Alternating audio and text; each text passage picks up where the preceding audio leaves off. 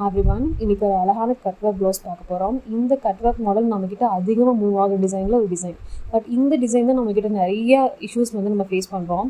நமக்கு டிசைன் பண்ணி வாங்கிட்டு போயிடுறாங்க கிளைண்ட் வாங்கிட்டு போனதுக்கப்புறம் அவங்க ஸ்டிச் பண்ணி ஃபோட்டோஸ் அனுப்பும்போது இந்த மாதிரி தப்பாக தைச்சிட்டாங்க, டெய்லர் சரியாக தைக்கல, அவங்க இது வந்து தைக்கிறது கஷ்டம், இது இப்படி தான் தைக்கணும்னு சொல்கிறாங்க, இது இப்படி தான் வருமா அப்படிங்கிற நிறைய கொஸ்டின்ஸ் நம்மக்கிட்ட கேட்குறாங்க. நம்ம இந்த வீடியோவில் நம்ம டீட்டெயிலாக எக்ஸ்பிளைன் பண்ணியிருக்கோம். ஆக்சுவலி இது நம்ம நார்மல் யூனிக் மாதிரி கிடையாது. கட் ஒர்க் இருக்கப்போ ஸ்டிச் பண்ணுறது கொஞ்சம் கஷ்டம் தான், பட் அதை அழகாக ஸ்டிச் பண்ணுறப்போ ஃபினிஷிங் சூப்பராக இருக்கும். அண்ட் நிறைய பேர் சால்ட்ரிங் மிஷின் வச்சு கட் பண்ணி லைனிங் வச்சு திருப்பியிருக்காங்க.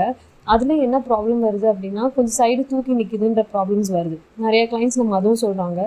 ஸோ நம்ம எப்படி நம்ம மெத்தடில் ஸ்டிச் பண்ணுறோங்கிறத நான் இங்கே காட்டியிருக்கேன். நம்ம கேன்வாஸ் வச்சு திருப்பி நீட்டாக ஃபினிஷ் பண்ணியிருக்கோம்.